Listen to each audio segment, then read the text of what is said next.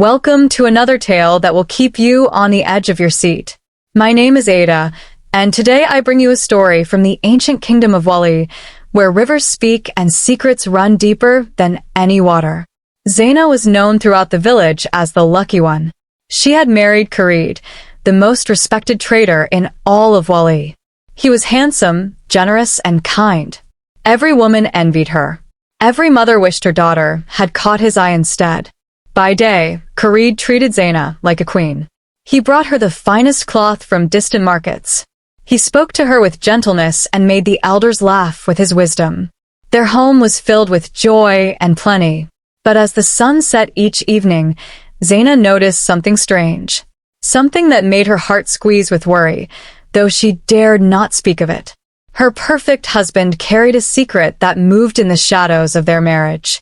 Little did she know, this secret would shake the very foundations of everything she believed about love, destiny, and the ancient kingdom she called home. What Zaina would discover would leave her breathless and change Wali forever. The first time Zaina noticed, she thought perhaps Khalid needed fresh air. It was a warm night, and the room felt stuffy. She had fallen asleep after their evening meal, her belly full and her heart content. Something woke her in the darkness. A feeling, like a whisper across her skin. She reached for Khalid beside her, but the mat was empty. Her eyes adjusted to the moonlight filtering through their window. The door stood slightly open. Zaina sat up confused.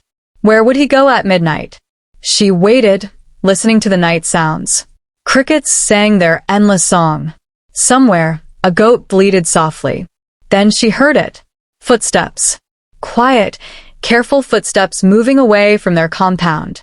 She rushed to the window and saw Khalid's familiar shape disappearing into the darkness, heading toward the forest path.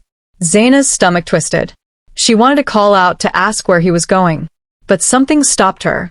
The way he moved, so silent and purposeful, told her this was not a casual walk. She returned to bed and waited. Hours passed like years. Finally, just before dawn, Khalid slipped back into their room. He lay beside her as if nothing had happened. Morning came with golden light and the sound of roosters crowing. Zaina prepared breakfast, watching Khalid from the corner of her eye. He ate with his usual appetite, smiled at her jokes, and prepared for the day's trading. But Zaina noticed something. His feet. There was dried mud caked between his toes and along his ankles. River mud. The red-brown kind that came from the deep banks where the water ran dark and cold. "Did you walk by the river this morning?" she asked, trying to sound casual. Khalid looked up from his food, his smile never faltering. "Just needed some air, my wife. You know how the heat troubles my sleep." It was a gentle answer, but it was not really an answer at all. Zaina felt it in her bones. But what could she say? A good wife trusted her husband. A good wife did not question. That night, she pretended to sleep deeply. Sure enough, at midnight, Khalid rose silently. She heard the door open and close. She waited, counting her heartbeats. Before dawn, he returned. Again, she saw the mud on his feet. Again, he said nothing. This was not once. This was a pattern. Her perfect husband vanished every single night. Days turned into weeks, and the pattern never changed. Khalid left at midnight. Khalid returned before dawn, always with river mud on his feet, always with that distant look in his eyes, as if part of him remained somewhere else. Zaina tried to push her fears away. She told herself that men had their ways, their private thoughts. Perhaps he prayed by the river. Perhaps he met with other traders to discuss business in secret. But one morning at the market, everything changed. Zaina was selecting yams when she overheard two women talking in low voices. "My husband disappeared again last night," one woman whispered. "I woke up and he was gone. He came back before sunrise, but he won't tell me where he goes." The other woman nodded quickly. "Mine too. I thought I was going mad. Every night for the past month he vanishes. I followed him once to the edge of the forest, but I was too afraid to go further." Zaina's blood ran cold. She moved closer, pretending to examine cassava. "My mother says we should not question them," the first woman continued. She says the men are protecting the kingdom in their own way. But I cannot sleep anymore. What if something happens to them? Zaina's hands trembled. She was not alone. Other husbands were disappearing too. All of them. Every single night. That evening, Zaina watched Khalid more carefully. He ate his meal, laughed at her stories, and held her hand as they sat outside watching the sun set. He was perfect. Too perfect. Like a man performing a role he had memorized. As she prepared their sleeping mat, she noticed something she had never seen before. A small leather pouch hung around Khalid's neck, tucked beneath his wrapper. When had that appeared? What is that? She asked, pointing. Khalid's hand flew to his chest, covering the pouch. His eyes widened for just a moment before his smile returned. Just a charm, my dear. For safe travels. You know how dangerous the roads can be. May I see it? No. The word came out sharp, almost frightened. Then he softened. I mean, it is sacred. It must not be touched by others or it loses its power. Zaina nodded slowly, but her heart pounded. She had never seen Khalid afraid before. When she turned away, she heard him exhale with relief. That night, she waited until his breathing deepened. Then, carefully, she reached toward his chest. Her fingers barely brushed the leather pouch. It was warm. No, not just warm. Hot. Like something alive pulsed inside it. Khalid's eyes snapped open. He grabbed her wrist, not roughly but firmly. Never touch this, Zaina. Promise me. The fear in his voice terrified her more than anything. The village was in chaos the next morning. Little Ade, a boy of only 8 years, had vanished during the night. His mother wailed in the square, tearing at her wrapper and calling his name until her voice went hoarse. Zaina joined the women searching the forest paths. They called and called, but only silence answered. By the river, they found Ade's small footprints in the mud, leading to the water's edge. Then nothing. As if he had walked into the river and disappeared. The river took him, one old woman muttered. Just like it took the others. What others? Zaina asked, but the woman shuffled away without answering. The village elders gathered under the great Irako tree. They spoke in low voices, their faces grave. One of them was Khalid. Zaina watched from a distance as the men nodded and gestured toward the river. Finally, the head elder raised his voice. The boy wandered too close to the water at night. This is a tragedy, but it is not a mystery. We must keep our children away from the river after dark. The spirits are restless during the season.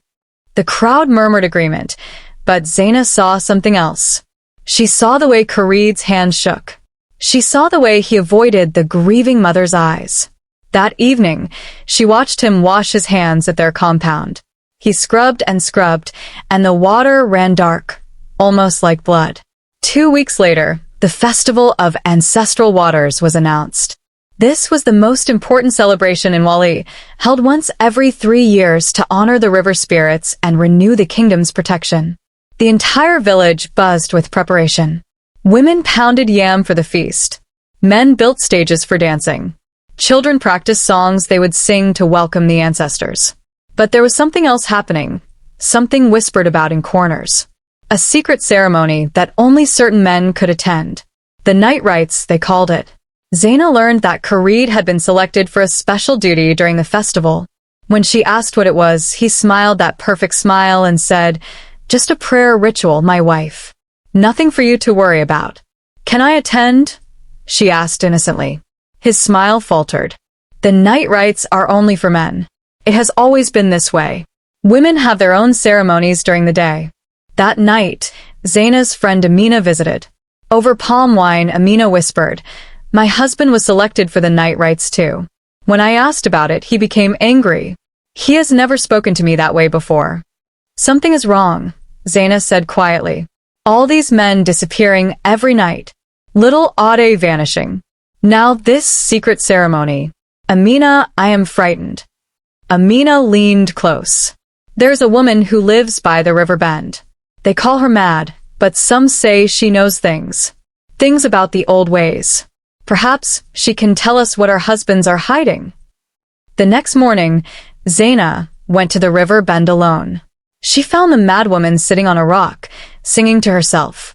Her hair was wild and gray, her eyes distant. But when she saw Zaina, she stopped singing and smiled. "The marked one comes at last," the woman said, her voice surprisingly clear. "I don't understand," Zaina replied. "I came to ask about where your husband goes at night, about what the men do in the darkness, about why the river whispers your name." The woman's eyes suddenly focused, sharp and knowing. Zaina's breath caught. "How do you know these things?" The madwoman stood and walked to Zaina. She placed a rough hand on Zaina's belly.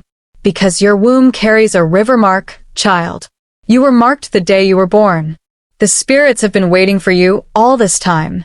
"Waiting for me? Why?" But the madwoman's clarity faded as quickly as it had come. She returned to her rock and began singing again, the same haunting melody. Over and over, she sang Zaina's name. Zaina backed away, her mind spinning. A river mark? What did that mean? She looked down at her stomach, but saw nothing unusual. Just her own brown skin. As she turned to leave, the woman called out one more time. "When the festival comes, stay away from the water. Stay away, or embrace what you were born to become." Zaina could not sleep that night. She lay beside Khalid, her mind racing with questions. When midnight came and he rose to leave, she made a decision. She would follow him. She needed to know the truth, whatever the cost. She waited until he was well ahead, then slipped out of their compound. The moon was bright enough to see the path. Khalid moved with purpose through the village, past the sleeping compounds, toward the forest. Zaina kept to the shadows, her heart hammering. Other shapes emerged from other homes. More men, all walking in silence toward the same destination. At least 20 of them, maybe more. They entered the forest on a path Zaina had never noticed before. The trees grew thick here, their branches forming a canopy that blocked most of the moonlight. Zaina almost turned back. But then she thought of little Ade, of the mud on Khalid's feet, of the madwoman's warning. She crept forward, stepping carefully to avoid dry leaves. The men ahead moved like ghosts, their feet making no sound. They knew this path well. Finally, they stopped at a clearing. In the center was something Zaina had never seen before. A stone door, half buried in the earth, covered with ancient symbols. As she watched, hidden behind a massive tree trunk, the men began to chant. The stone door slowly opened, revealing steps leading down into darkness. One by one, the men descended into the earth. Khalid was among them, his face solemn in the torchlight. When the last man entered, the stone door began to close again. Zaina waited until it sealed completely, then rushed forward. She ran her hands over the stone, feeling the carved symbols. They were warm to the touch, humming with some kind of power. She pressed her ear against the stone and heard voices rising from below. A chant, deep and rhythmic. She could not make out the words, but the sound made her skin prickle. Then, carefully, she found a crack between stones. She peered through into a vast underground chamber lit by torches. The men stood in a circle around a pool of dark water. They all wore masks now, wooden faces with hollow eyes. In the center, on a raised platform, was a shrine. River stones stacked in a spiral, decorated with cowrie shells and red cloth. The pool rippled though no one touched it, as if something moved beneath the surface. Khalid stepped forward. He removed something from his pouch, the leather one he protected so fiercely. It was wrapped in white cloth. He placed it on the shrine. The water in the pool began to glow with a pale blue light. The men's chanting grew louder. And then Zaina saw something that made her blood freeze. The water rose up, forming the shape of a woman, tall and beautiful and terrible. A river spirit. The spirit's voice echoed through the chamber, musical and ancient. "You have come again, chosen ones. You have kept the pact as your fathers did before you." One of the masked men, the eldest, spoke. "Great Mother of Waters, we honor the covenant. We bring offerings. We ask for your continued protection, for prosperity, for peace in our lands." "And the price?" the spirit asked. You remember the price? We remember, the men replied in unison. The spirit smiled, and it was not a kind smile. A life for a season of plenty. A soul for a year of peace. This has been our bargain since the first king drank from my waters. You take and you give. You prosper and you sacrifice. Zaina's hands shook as she watched. This was the secret. The kingdom's prosperity, its peace, its protection from disease and war. All of it came with a terrible price. Lives. Human lives offered to the river spirits. Little Ade, the boy who vanished. Now she understood. The next offering must be prepared. The spirit continued. The festival of ancestral waters approaches. On that sacred night, we will take what is owed. We will be ready, the eldest promised. But then the spirit's eyes swept the chamber and seemed to look directly at the crack where Zaina hid. But there is one among you whose heart wavers. One who loves too much. One who will betray the pact. The men shifted uneasily. Zaina pulled back from the crack, her heart racing. Could the spirit see her? She pressed against the stone, trying to make herself invisible. The spirit's voice continued, floating up from below. I taste fear in the water. I taste doubt. The marked one draws near. Soon she will know everything. And when she does, the choice will be hers alone. Then Zaina heard it, clear as day, spoken by the river spirit herself. Zaina. Her name, echoing through the underground chamber. Several masked men turned to look at Khalid. His shoulders tensed. The girl means nothing, the eldest said quickly. She is just a wife, unaware of our sacred duty. She is marked, the spirit replied. She was born under the water moon. She is tied to me by blood older than your covenant. Why do you think we guided her husband to choose her? Why do you think we blessed their marriage? She is the key to the next cycle. Zaina's mind reeled. Her marriage was not chance? Khalid had been guided to choose her? She thought back to their courtship, how quickly everything had happened. How all the elders had approved. How even her own mother, rest her soul, had seemed relieved. She could not stay any longer. She had to leave before they discovered her. But as she turned to run, her foot caught a root. She fell hard, and a small cry escaped her lips. Silence fell in the chamber below. Then, someone is above us. Zaina ran. She crashed through the forest, branches tearing at her clothes and skin. Behind her, she heard shouts. The stone door grinding open. Feet pounding the earth. Zaina ran faster than she ever had in her life.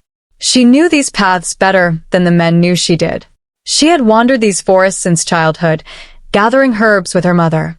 She took a hidden deer trail, doubled back, and finally emerged near the river on the opposite side of the village. She collapsed on the bank, gasping for breath. Her mind spun with everything she had witnessed. The brotherhood, the spirit, the sacrifices. Her own name spoken by something ancient and powerful. Zaina. She spun around. Khalid stood there, alone, his mask gone. His face was anguished. How long have you known? He asked quietly. I followed you tonight. I saw everything. Her voice shook with anger and fear. You are part of this. You offer innocent lives to that thing in the water. Little Ade, did you help take him? No. Khalid fell to his knees before her. Zaina, you must understand. I inherited this burden from my father, as he did from his. The pact is older than memory. If we break it, the kingdom falls. Disease, war, famine. All the protections will end. So, you killed children to prevent it? Khalid's face crumpled. I have never killed anyone. I only participate in the rituals. But yes, the Brotherhood, they choose offerings. They have done this for generations. And I am bound by oath to keep the secret. And me? Zaina demanded. What about what that spirit said? That I am marked? That our marriage was planned? Khalid looked away. It is true. When you were born, the elders saw the sign. You came during the water moon, born at midnight when the river runs highest. The spirits claimed you then. Zaina felt her world crumbling. Everything she thought she knew was a lie. Her marriage, her purpose, even her birth, all of it orchestrated by forces she did not understand. "Tell me everything," she said, her voice hard as stone. "No more secrets." Khalid nodded slowly. "After you were born, your mother was afraid. She knew what the marking meant. So, she kept you away from the river as much as possible. She tried to hide you from your destiny." "What destiny?" "Every generation, the river spirits mark one woman. She is meant to be their voice, their vessel. Through her, they maintain the pact with the kingdom. Your mother fought against it. That is why she died young, Zaina. The spirits do not forgive those who try to escape." Tears burned Zaina's eyes. Her mother's death when she was 12 years old, so sudden and mysterious. The elders had said it was a fever, but now, "Where is proof of this marking?" she demanded. "Your mother left something for you," Khalid said. "A calabash buried at her grave. I was told to give it to you when the time came. I had hoped that time would never arrive." Before dawn broke, they went to the old cemetery at the village edge. Khalid dug at the base of her mother's burial mound while Zaina watched, numb with shock. He pulled out a sealed calabash, covered in dried mud and bound with raffia. Zaina broke the seal. Inside was a small cloth bundle and a letter written in her mother's hand. With trembling fingers, she unfolded the letter. The letter read, "My dearest Zaina, if you are reading this, then the spirits have finally claimed you. I tried to protect you. I tried to break the cycle. But some destinies cannot be denied. Inside this bundle is the proof of your marking. You were born with a symbol on your back, just below your left shoulder. I covered it with medicine and herbs, hoping it would fade. It never did. The elders saw it the day you were born. They have been waiting for you ever since. I am sorry, my daughter. I wanted a different life for you. But perhaps you are stronger than I was. Perhaps you can change what I could not. Your mother, who loved you more than life." Zaina's hands shook as she unwrapped the cloth bundle. Inside was a small bronze mirror, polished smooth. She turned her back to Khalid. "Look at my shoulder," she whispered. "Tell me what you see." There was a long silence. Then Khalid's voice, thick with emotion. "A spiral, like water flowing into a whirlpool. It glows faintly, Zaina. It has always been there, just as your mother said." Zaina felt sick. All this time, she had carried this mark without knowing. She had been chosen before she could even speak, before she could choose her own path. "The final ritual," she said. "During the festival of ancestral waters. What happens?" Khalid's silence told her everything. "It requires me, doesn't it?" That is what the spirit meant. "Yes," he finally admitted. "On the night of the festival, you are meant to walk into the river. The spirits will bind you to them forever. You will become their eternal voice, neither fully alive nor fully dead. And in exchange, the kingdom will prosper for another generation." The next days passed in a blur of horror and confusion. Zaina moved through the village like a ghost, seeing everything differently now. The prosperous market stalls, the healthy children playing, the peace and plenty everyone enjoyed, all of it paid for with innocent blood. And soon, with her own soul, she wanted to run, to leave Wali and never return. But where could she go? The mark on her back connected her to these spirits. They would find her anywhere. Then the rains began. Not normal rains, but violent storms that flooded the crops and turned the river into a raging torrent. The water rose higher than anyone had seen in decades, swallowing the lower fields and threatening homes. The elders gathered urgently. Something was wrong. The spirits were angry. Zaina heard them arguing in the village square. "The pact is failing," one elder shouted. "We have made our offerings. We have performed the rituals. Why do they punish us?" An older woman spoke up, her voice grim. "Because we have waited too long. The marked one should have been prepared years ago. We let her mother hide her, and now the spirits grow impatient." All eyes turned to Khalid, who stood silent and ashamed. "The festival is in 3 days," the head elder said. "The girl must be ready. There is no more time." That night, Zaina confronted Khalid in their home. "You have a choice," she said. "You can stand with them, or you can help me find another way." There is no other way, Khalid replied, but his voice lacked conviction. You say you love me, Zaina pressed.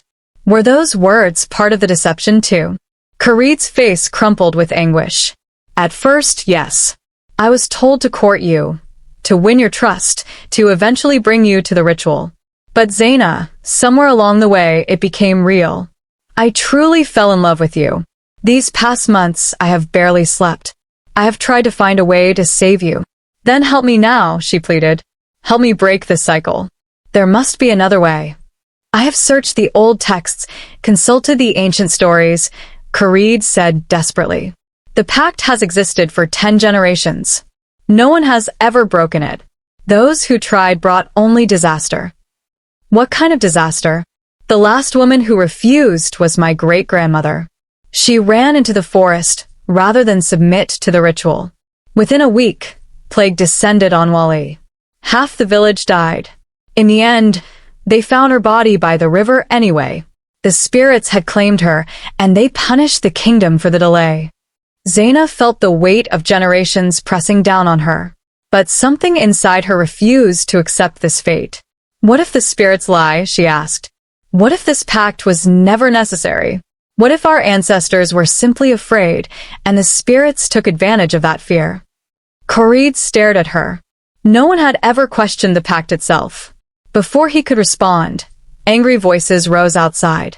The Brotherhood had come for Khalid. They had learned of his doubts, his attempts to delay the ritual. They called him a traitor. The festival began under dark skies heavy with rain. Despite the flooding and the tension, the village tried to celebrate as tradition demanded. But everyone felt it, the wrongness in the air, the anger of the spirits. Zaina was dressed in white by the elder women, her body washed with herbs and oils. They treated her with reverence and fear, speaking in whispers as if she had already become something other than human. You honor us with your sacrifice, they told her. Your name will be remembered forever. But Zaina saw the truth in their eyes. They were relieved it was her and not them. As evening fell, the drums began. The entire village gathered at the river for the night rites, the ceremony that had always been secret but now must be witnessed by all. The men of the Brotherhood stood in their masks, forming a path from the village to the water's edge. Khalid was among them, but he had been bound. They did not trust him anymore. His eyes found Zaina's across the crowd, full of helpless agony. The head elder stepped forward, raising his staff. Tonight, we honor the ancient covenant. Tonight, the marked one fulfills her destiny. Let the spirits witness our faithfulness. The drums grew louder. The crowd began to chant. Zaina felt hands on her arms, guiding her toward the river. The water churned and glowed with that eerie blue light. As her feet touched the water's edge, the river spirit rose before her, magnificent and terrible. At last, the spirit said, her voice filling the air. At last, you come to me. I did not come willingly, Zaina said, surprising herself with the strength in her voice. I came because you have held my people hostage with fear. The crowd gasped. No one spoke to the spirits this way. The river spirit's eyes narrowed. Hostage? We have given your people everything. Prosperity. Peace. Protection. We ask only what is owed. You ask for innocent lives. For children stolen in the night. For women bound to you forever, never knowing love or freedom. That is not a gift. That is slavery. The spirit's form flickered with anger. The river behind her rose higher, waves crashing against the bank. You dare refuse the covenant? You dare question what has sustained your kingdom for generations. I dare question what feels wrong in my soul, Zaina replied. My mother questioned it. That is why you took her from me when I was just a child. You do not protect us. You punish us for every moment of doubt. The crowd murmured behind her, some in agreement, most in fear. The spirit leaned close, her face beautiful and merciless. You do not understand, child. I do not want your fear or your slavery. I want your choice. True power comes only from willingly given consent. Then let me choose truly, Zaina said. Tell me the whole truth. Why do you need human vessels? Why this pact? What happens if I refuse? The spirit was silent for a long moment. Then, surprisingly, she laughed. Finally, 10 generations, and finally, one of you asks the real questions.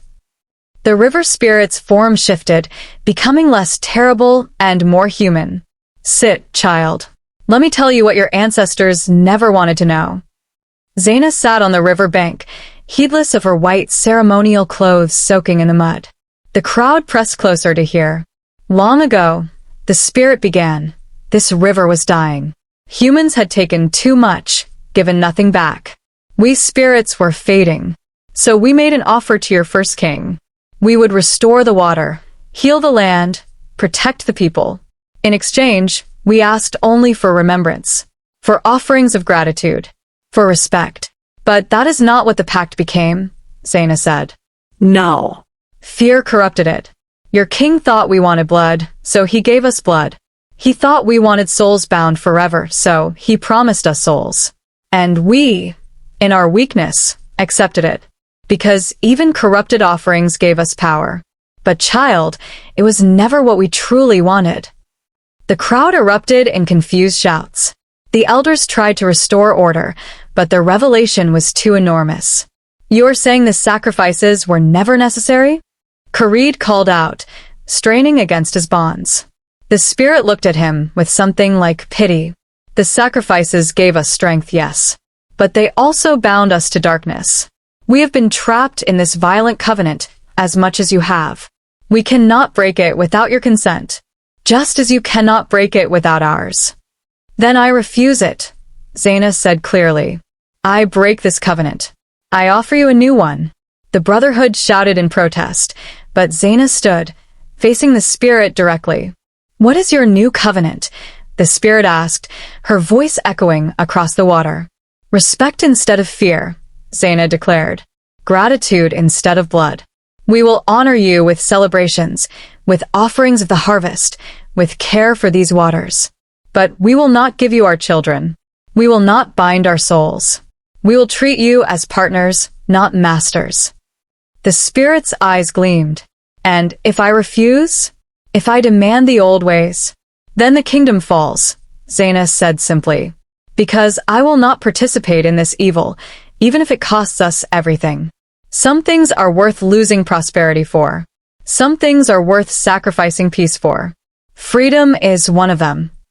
The village fell silent. They had never heard anyone speak this way. Zaina's words hung in the air like a challenge to everything they had ever believed. The river spirit studied her for a long moment. Then slowly she smiled. You are the first one brave enough to call our covenant by its true name. Evil. Your mother saw it too, but she had no power to change it. You do. Why me? Zaina asked. Because you bear the mark, yes. But more than that, because you are willing to lose everything. That is the only power that can break an ancient curse. Total surrender of what you thought you needed. The spirit extended her hand. I accept your new covenant, Zaina of Wali. Let's begin again. In truth this time. But before Zaina could take her hand, a voice screamed, No! The head elder pushed through the crowd, his face twisted with rage and terror. You will doom us all. Without the old covenant, we have no protection. The neighboring kingdoms will invade. Disease will return. The crops will fail. Or perhaps, Zaina said calmly, we will simply have to work harder. Plant better. Build stronger defenses. Live like every other kingdom that does not trade blood for prosperity. You foolish girl. The elder grabbed her arm roughly. You think you understand, but you know nothing. I have kept this kingdom safe for 40 years through the old ways. You have kept it safe through the suffering of innocence, Zaina replied, pulling free. That is not safety. That is cowardice. The elder's hand flew up to strike her, but Khalid broke free from his bonds. He tackled the elder to the ground, and suddenly chaos erupted. Some villagers supported the old ways, terrified of change. Others, especially the younger ones, sided with Zaina. But then the river began to boil. The spirit's form grew massive, towering over them all. Enough, her voice boomed like thunder. I have accepted the new covenant. But there is always a price for breaking the old. Someone must pay for the transition between worlds. Blood has been promised. Blood must be given. But this time, let it be a willing sacrifice. The crowd fell silent, understanding what she meant. Someone had to die to seal the change. One final offering to close the old way and open the new. Khalid stepped forward without hesitation. Take me? No. Zaina lunged for him, but he caught her hands. Zaina, listen to me, Khalid said urgently. I have participated in this evil for years. I knew it was wrong, but I was too afraid to stop it. Let me do this one good thing. Let me be the last sacrifice, the one that ends it all. I cannot lose you, Zaina sobbed. I will not. You can and you will, he said gently, tears streaming down his face. Because you are stronger than you know. You will lead this kingdom into a new era. You will teach them that prosperity earned through honest work means more than prosperity bought with blood. He turned to the river spirit. I offer myself freely. Let my death seal the new covenant. Let no one else be taken after me. The spirit regarded him with something like respect. You have grown, son of the Brotherhood. You have found courage in your love. Very well. I accept. Wait, Zaina cried. She stepped between them. There must be another way. Let me think. Let me. But as she stood there, something shifted inside her. The mark on her back began to burn, not with pain but with warmth. She suddenly understood what her mother had tried to tell her, what her true destiny had always been. She was not meant to be bound to the spirits. She was meant to be their bridge, their translator between worlds. Not trapped in the river, but walking between it and the land. I know what must be paid, Zaina said quietly. Khalid stepped toward the river, his face set with determination. I offer myself freely. Let my death seal the new covenant. Let no one else be taken after me. The spirit regarded him with something like respect. You have grown, son of the Brotherhood. You have found courage in your love. Very well. I accept your willing sacrifice. Wait, Zaina cried desperately. She stepped between them, her mind racing. There must be another way. Let me think. But as she stood there, the mark on her back began to burn. Not with pain, but with an intense warmth that spread through her whole body. Images flooded her mind. Memories that were not her own. Her mother standing at this same river, arguing with the spirits. Her grandmother before that. Generations of marked women, all struggling against the same fate. And then she understood. She saw what they had all missed, what the spirits had been waiting for someone to finally realize. I know what must be paid, Zaina said, her voice quiet but absolutely certain. And it is not Khalid's life. It is not anyone's death. The river spirit leaned forward, curiosity flickering in her ancient eyes. Then tell me, marked one, what price would you offer instead? Zaina took a deep breath. The price is not death. It never was. The price is transformation. She emerged changed. Her eyes held the color of deep water, shifting between blue and green. Her hair, once black, now had streaks of silver like moonlight on waves. The mark on her back blazed with soft light, visible even through her wet clothes. But she was alive. She was herself. Just more. The covenant is sealed, the river spirit announced, her form already beginning to fade. Zaina will speak for us. Honor her words as you would honor mine. The old ways are dead. The new ways begin now. With that, the spirit dissolved into mist and returned to the river. The water calmed completely, settling back into its natural banks. The storm clouds broke apart, revealing stars. Khalid rushed to Zaina, pulling her from the water and into his arms. You are alive, he sobbed. You are alive. I am changed, she corrected gently. But yes, I am here. We are both here. The Brotherhood removed their masks, many weeping with relief. The old ways had nearly destroyed them all. The head elder, humbled, knelt before Zaina. Forgive us, he whispered. Forgive what we have done. I forgive you, Zaina said, helping him stand. But now we must do the hard work of building something better. No more secrets. No more sacrifices. We honor the spirits with gratitude and care for the water that gives us life. In the days that followed, Zaina worked tirelessly to transform Wali. She taught the people how to fish sustainably, how to keep the river clean, how to celebrate the spirits with joy instead of fear. Some resisted at first, clinging to old superstitions. But slowly, hearts changed. Khalid stood by her side always, helping to rebuild trust in the community. Their love, tested by the darkest secrets, emerged stronger. As for little Ade, his body was found downstream, but his death would not be in vain. He would be remembered as the last innocent taken by the old ways.